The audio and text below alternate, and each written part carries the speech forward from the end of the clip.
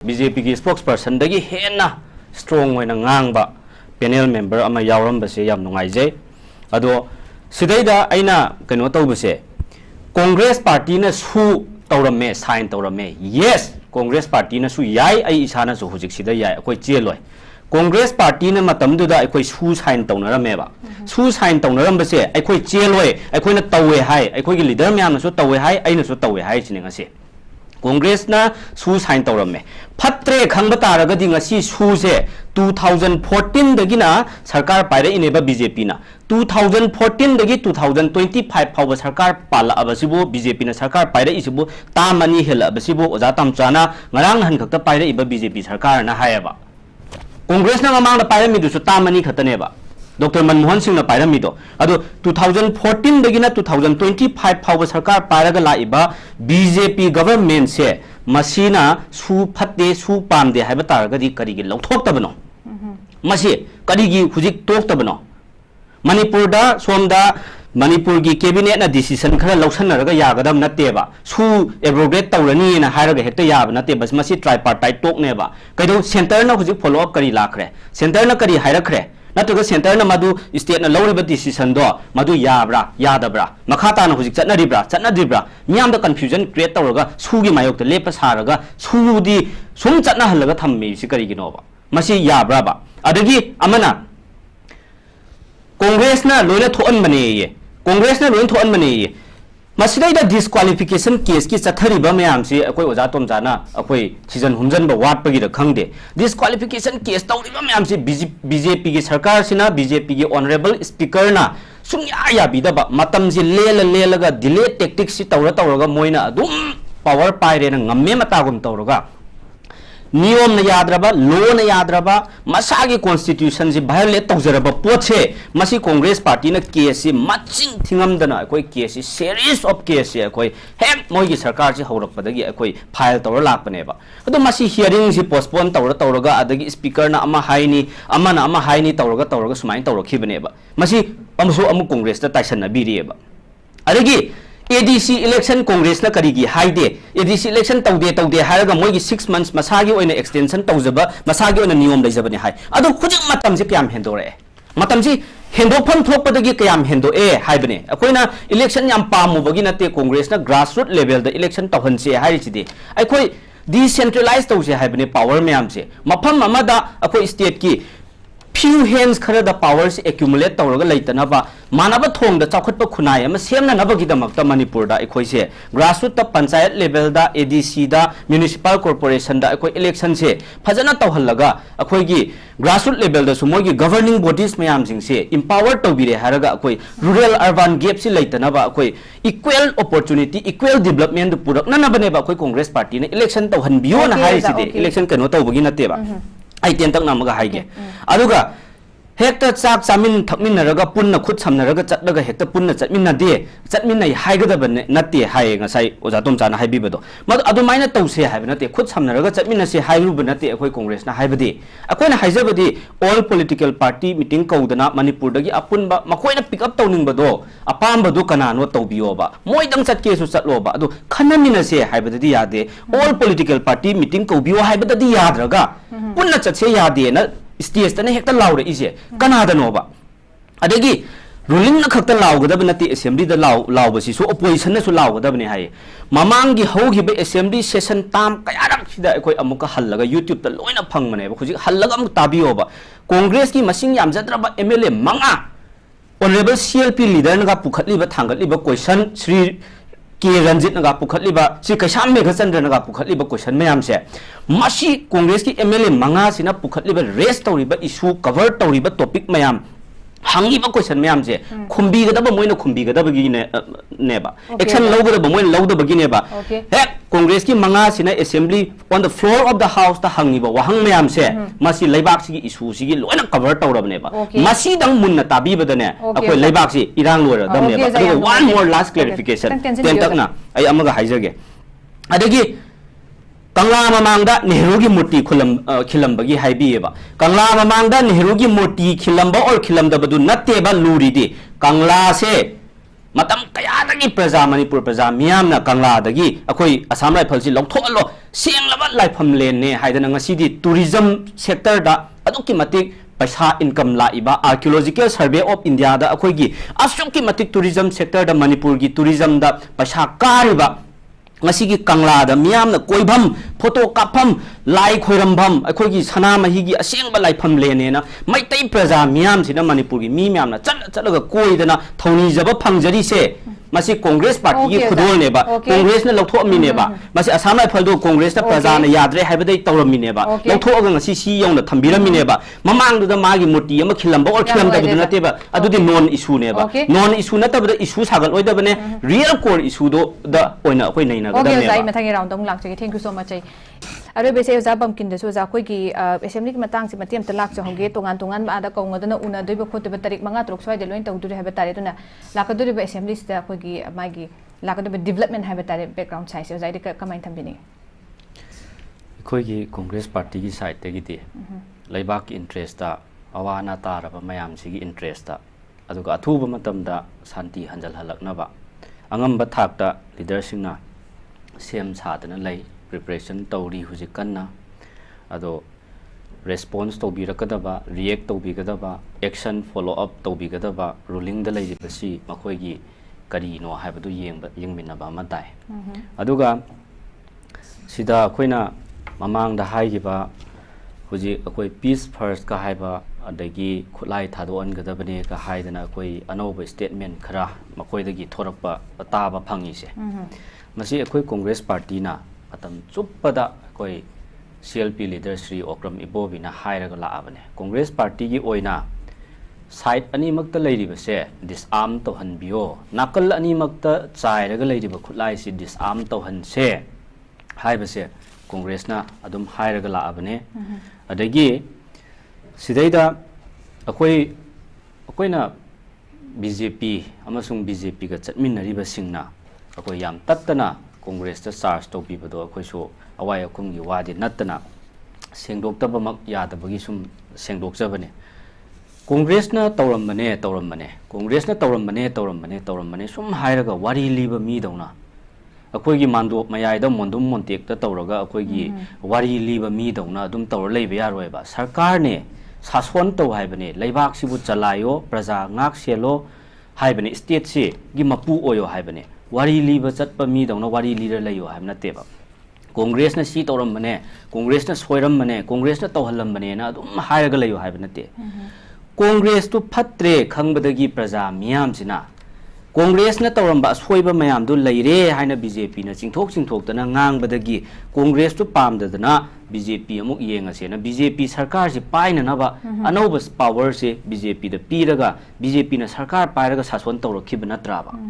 ado etadi sarkar pairaktana tam anirak surasi bhawbada congress na tawrammane sum haira leibadi yaroi ba congress na tawramba phattabado simadi phatte noina tawrambada masi koina kakthat khre si lawthokre koina semdokre yengo congress na phattabai changje congress na si tawramme BJP lakpadagi si tawdre ko ngasi de praja miyam khenaba ani si khangbiyo haidana madugi differentiation do yam distinct oiba with example thabak ka loina na utloba praja miyam da adu natna congress na tawrammane na sum thaira leiraga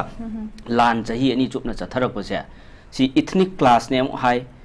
communal violence am high adi illegal immigrants na ne am high popi thingu badai ne am high external aggression ne am high internal instability ne am high yengo tawri miyam se adi illegal encroachers miyam takthu ubadai ne am high moina toan ba sum hairaga leiba yaroi ba haining madu haijaro praja ai khoigidi karino hairakanda congress party na pamjabade athuba matamda santi hanjal hanbiro o haibane ba sarkar se noida praja miyam sina sinagrabne power se noida sinagrabne ba congress to amuk change tawra aga noina paira abane ba adum ruling da leiriba sarkar pairiba BJP sina opposition dongna adum moina oina kholaw law leireba pen da bai kholaw do lawraga dum leireba ion onareba masine da koina haibade okay aduna athuba matamda lanji loisanbiyo tangdu leitaba pura anbiyo aduga masidaida akhoi honourable MP सिंगना अकोई parliament दा question हंग बमतमदा करीगी अदु पुथोक्ते करीगो अदु पुथोक्ते तौबदो मदुगी चप चाबा MP गी वेबसाइट ता मोगी पोर्टल दा लेबने मोइना थाजन बा क्वेश्चन कयानो अदगी स्पीकर ने याबिरक्तबना कयानो अदगी कट मोशन अदगी जेरो अवार अदुगुम मयाम लेरिदना मिगी terms rules and regulation norms म्याम अम लेजरिनेबा मणिपुर पनबा इशू अमतदा वा ngangnanaba question ama hangubada moi hekta kakthaleeba yabirakteeba aduna miyam mamangda congress question hangdaba tahanbadu so masi id BJP gi manunggi lalong ama male aduna handaki lakadoriba state assembly session da so aduga akoigi delhi da phamgadoriba parliament session da so masi akoi manipur gi BJP lenga ki lusing basing na khara hairaga issue sing ji pukhatpa yananaba khara tawhallo haibase ai appeal tawningi okay okay akoigi ruling party na akoigi lawbuna taba action ni lokhatpa adu issue sing ji pukhatpa yananaba haiba tare sigi matanga changchen ningbo form dulai akoi 76 years of India's independence akoi keno tawrieba huji celebrate tawrieba ngang na handa celebrate tawkre adu asigi sairak sidaida akoi manipur se kari phibam da leirige haibasidi BJP na akoi khandharuba tawdeba aduna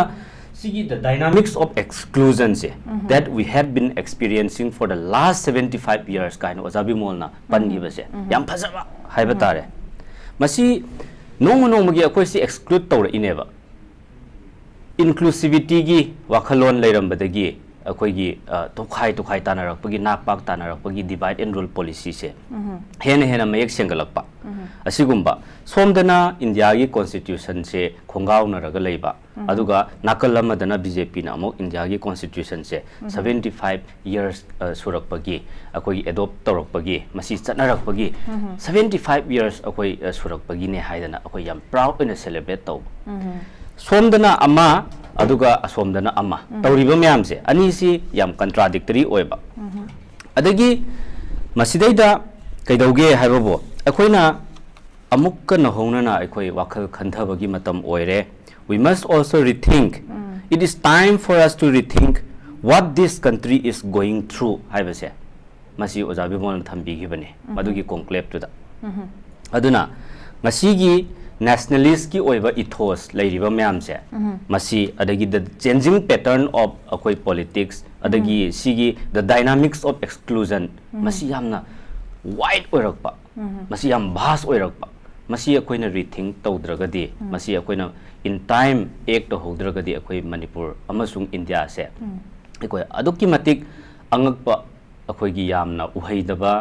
yenghaidaba adumaina akoina kari haini witness tawbada adukki matik laibak thiba moong oigadaba phibam ama lakani haibaduni ba mahakna phongdo ise masidaida amaga ina panjaningi si kaino haibada akoina BJP lengakna khanbigadaba se hujik manipur da thoiba thodok wathok issue khuding makse manipur khaktagi atatai oina manipur gi tongan balanai issue amadawna khangadaba yengadaba natteba masi national issue amane haina ngasi phawbada center da leiriba BJP sarkar sinane khandaba amasung khanba ngamdaba dawna tawriba se masi tasengna laibak thibane aduga center da leiriba akoigi central government sina manipur gi issue si national issue amane masi national threat ne haidana makoina lawba ngamdraga su manipur da leiriba state government sina su center da akoi masigi wafam singsi phajana pukhatlaga sumain tawbane nakoina neglect tawba yaroi sigi state si yawra phawbada nakoina karigumba amata act tawda haibase manipur khaktagi mangjaba oiro oi masi after all masi collective loss oigani masi gi mangjabasi haibase masi fajana briefing tawba presentation tawba ngamdaba haibase marakta gap ama lainarieba aduna center amasung state government ani si akoi parallel line amada leiba meeting point leitaba aduga ani sigi sandaina naba hotna naba akoi gi kana karigumba mechanism amata su leitaba dawna tawbase aduna akoi sarak sahing naraga magi haibam thokpa magi ngangpham thokpa center gi luching basingna magi oiba statement ama state government na state ki oiba statement ama tongan ba different versions from time to time thoga leibasina public ta confusion create tawba khak natana aikoi solution se kamdongna purak kadage haibagi road map ama purakna ba hotna bada masi aidi awaba moina thokadra khalle aduna मपुंग ओइना अइना अहानब round द थमजनिंग बसे अखोय centre अमसुंग state अनिगी तोंगान तोंगान बा version से मसी कलेक्टिव वॉइस अमा हाना ओइहन बा चंगे मसी मखोय गी मनुंग द करी तौरगनो मोय मसेन फमिनरगा कलेक्टिव वॉइस अमा थोअनबा मथंगदा अखोय मसी कमदौबा करी मेकानिज्म सिजनरगा मसी रोड मैप पुरकदगे अदुगा पीस पुरकदगे हाइबसिगे सीरियसनेस अमा लेगदबने विथ फार्म डिटर्मिनेशन कमिटमेंट अमगा लोइनना ngahak ngahak ki irang horpa matamda praja je nemdhanaba themaga thairaga chatkhinaba moong nataba firm determination commitment amaga loinana with sincerity akoi sigumba ma tawdragadi hujik tawribasi trai na lofam thokte aduna hujik leiriba sidaida hairiba khuding makse loin to kharkanda yam sathiba haibabu karino arang nahan akoi miyamna loina khangnarabane akoi yongone manipur ga Myanmar gi tainaba border paring sidaida akoi border fencing gi wari kanna tawna ringai chairak sidaida lainungda truck thoba yaba truck chatpa yaba gi changda akoi aduki matik chawba surung ama thengnare dana tawri neba ado asuki matik sensitive oiba masigi issue national threat haibabu sidagi hena chawba threat leitrabaneba masida center gi BJP gi lusingba singna so wafam amata phongdok pleitri adagi state ki government akoi manipur government yamna victim oiriba handaki irang sida akoi gi aduki matik saitheng phangiba akoi manipur gumba gi laingak amana masida center da kaim haidaba aduga masida tumina leithokpase state amasung center gi BJP laingak anina tumina lainung dagi hutlaga somda drug pusalakpagi drug ki tanel ama leirame thengnare haraga CSO kharan lawba संस्थान खरना लाउबा अदगी media person खरना article खरा paper द इरकपदुना यारद्रा मथौ तौगिदौरिबसे कनानो सरकार नाने अदु सरकार ना अदुगी मतंग द ngasi भावबा थोरो इन्वेस्टिगेशन अमा तौननबा सेम सादबा मदुदा यंगसनदबा थिजन हुमजनदबा हाइबसे अदुगी सीरियसनेस लेतबा हाइबसे अकोई Manipur as well as north east as a whole से अकोई इंडिया लेंगाकना BJP ना यामना अकोई थवoi उसितबा तौगे तौसनु हाइबा मनुंग हिडन एजेंडा मसीगी कानबा खरा मखोइसो डायरेक्टली और इनडायरेक्टली फंगबा यावरब्रा मदुगी तुमिना लेरिब्रा हाइबगी चिंगबदु लै या नुंगाइजे जा आई हुजिक हुजिक ngасаigi ओजा बमगिदम लाक्चगे अखोइ ngасаigi पीस प्रोसेस की मतंग से दसु लाकपदा अखोइ इंडिया की मीटिंग दगी इंडिया की लेरिबे स्टेट मयाम सिदगी अखोइ मणिपुर सि यामना मरु ओइना लौद्रब्रा लौद्रे हारगना इफ करीगुंबा इंटरेस्ट सुंगै लेत्रब्रा नत्रगा लेरि हाइरगना खोजा बमकिन जु थंबिकिबा गसागी हिडन एजेंडा हाबदो मयामना खोज प्रॉक्सी वार कन जु हाइरिबसे सिगी पोसे ओरगा करम इंटरेस्ट नो इंटरेस्ट ओरगा व्हाट काइंड ऑफ इंटरेस्ट करम इंटरेस्ट मीटिंग सि गिंग हेबो पोफम दुसु लै कोगी इंडिया की स्टेट की मनुंग दा खोइ हुजिक लेरिबसी फेडरल पावर फेडरल स्टेट अमगी province to adu provincial state to adu oiba taraga su tasengna reality la ka de koi leiba defect to haiba tari masida state power station sinada be pot nama akoi gi control singam da be gi ku chief minister phong to ki wafam mayam tonga mayam am leire sigi pot mayam se leire de marak sida koi gi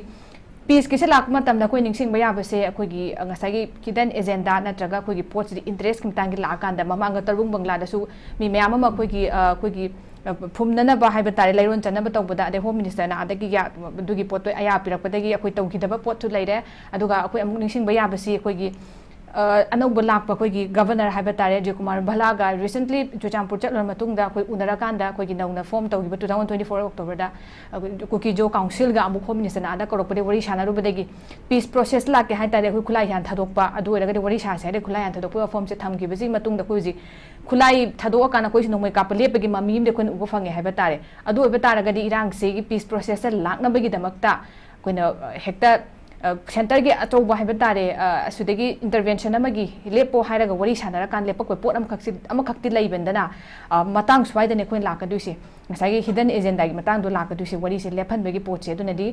वखन कनोना अखोगी centre ना आदगी थमिबा interest what kind of interest तसेंगनमक वखन जिदा concern सुंग तौद्रब्रा concern तौदबदे meeting दगी लाखरब्रा अदुगा करम makhani concern no करम मखनी इंटरेस्ट नो हाइबो हंगसिमा दुम कुथोकले हाइबा तारे ओजाबम किंदा कमाय थंबिनि ओजा कइनो से सेंटर ना मणिपुर अमसुंग मणिपुर की प्रजा मियाम की दमकता थमोय सिंगना कंसर्न ओइबिरमगदि चाही एनी सुमाइना मी हातोकनरगा मई थादोकनहलगा सुक वाहलगा कांखोंग चाहलगा थममगदबदि मानदे आइदे concern ओइरगबो ngasi bhawba sumaina ngayok chaphugi manungda imphal manungdagi lanthokpa yadana leiraga nongmai kapnaba makhon khara lep kharaga shanti leibadawna wajaw ngangba sarkar sinabo yam haibadi yam haining mane ado si sarkar si yam hairasu kai kai no yam tawgan mane na haining de khara break phaning si tawi si yongone somda beti bachao beti parhao na tawraga BJP na crore lising advertisement publicity tawbada a signboard banner TV advertise changuba phone sida YouTube sida any mayam sida da kano tawe advertise da crore haithare somda na jiri da taibang mirol bhaw ning thina tajadri ba angang nupi macha do minung si laitana rape tawra hatok pirimne adana sarkar sina kaim haibna te tumin leirimne beti bachao beti parhao hairaga linthoi ngambi do hatokram ne bang si thi phangdram ne ba linthoi ngambi hemam ji kai sakhrage ba huje si kai no ba kalli bra ba BJP na yamna chawkhat le hairi ba advance oi re hairi ba highly advance oi re hairi ba technology gi field ayaw re hairi ba akoi gi communication gi lamda ayaw na chawkhat le adugi global era se da compete tawri ne na hairi ba India gumba mana si मांगिबा मीसिंगसिबो कदाइदा लैगेना track तौबो भाव ngमदबा location track तौबो ngमदबा area दु कॉल जैमर तौरगा मफमदुदा लैरिबा मी मयाम दुगी कॉल मयाम दु ट्रैक तौरगा थिगतपदा कदाइ चखरे कैदौगरे लोइन तौबा यारे पोनेबा अदु तौदे अदुगा सोमदा नुपी लाल नुमिता सिदैदा वुमेन एम्पावरमेंट गी नुपी गी कनो तौबा याम सादना ngange nupi samas bu yam kai khumnaba manipur da imam yamna lauriba thodang kaina tawdana somda stage dana basan pi asomda na delhi dana ima house arrest tower thammi somda women empowerment lo sibo somda na nupi lagi stage da basan pi ri ba women empowerment ge asomda na mi house arrest tower thamjalli ba beti bachao beti parhao na tawri ba somda na jiri da angang macha do rape tower hato i ba rinthoi ngambi kai sakhrage ba huje Simeam se Taiwan na bangak taneba adagi huji kari concern oiba oidaba kari da moina concern tawra maga ngasi si yongna Manipur da si yongna wagadra luhongba kuidriba mi suicide kano tawbagi relief camp da IDP myam kano tawrim natro adagi somda nongmagi ngasi relief camp ta leiriba internally displaced people myam si masi suicide tawbagi adagi sige tawrambadagi akoi kanbangam hodana tawba khotpa myam ama masing yam khalai natraba si myam si concern oibagi raba asomdagi singthakpagi bom to khare he kapak lepaga lan loi khraba dawna tawri si kaino ba Imphal to Dimapur si amtang by road ta chathallo haibane Imphal to More se amtang chatlo haibane ba si chat pangam handana bu lan si problem yamna leibak kin nungsiba leibak khanba sari si kaino maitai yam nungsiba maitai gi yam khandiba BJP sarkar na maitai gi laifam le ne senglaba maitai gi hawrak pham ne hairiba kawbu singa si kaba ngamhandrabane me si maitai nungsiribo Manipur khallibo adagi BJP na ngangi si yong somda khara somda irang thoe state sarkar kaidawar lei hairuni adai sidi akoi power paijadraba dauna somda mo emotional atyachar tawrakani blackmail tawrakani mayam sida minungsi po allakani o power khudingmak center na paisan gidana state sarkar se kaim tawba ngamja hodabane na mo haini adu center da hangura kandana amu kari hairakani sidi state subject ne nang tawrakani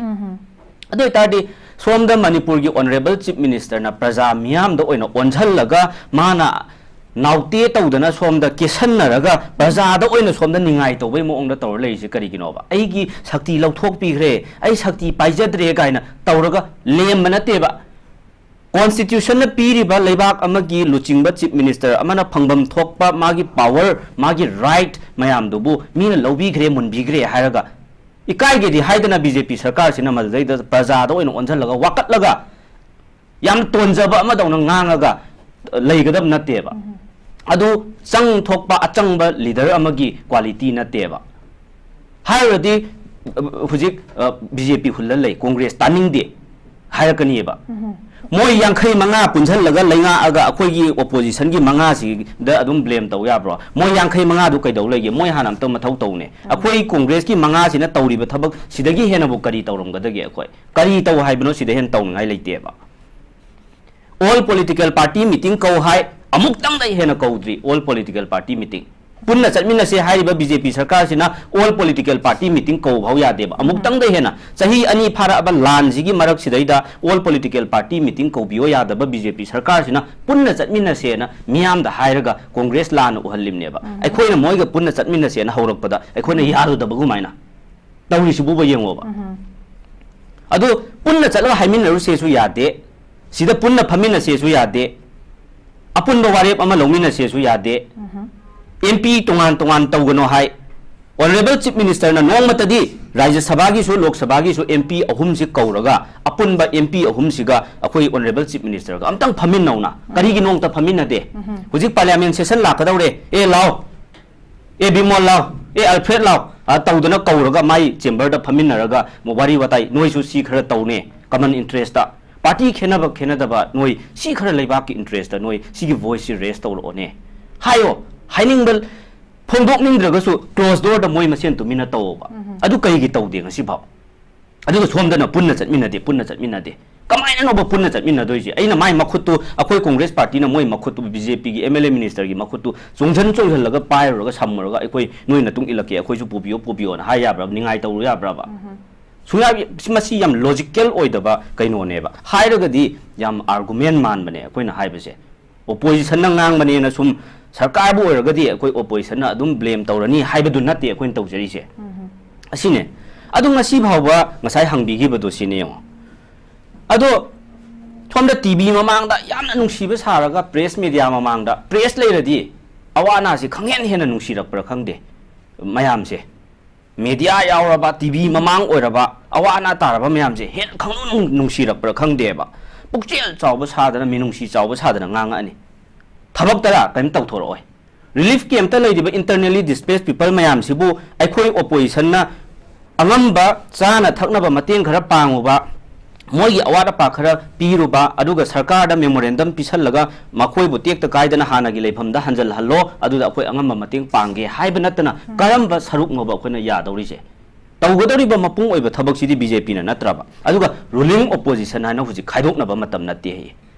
ruling na tawgodaba thabak tu bo akhoi na khakta tawruba yaroeba ruling na sum taw tawraktre aduga opposition na sum tawbudu di akhoi ngamoeba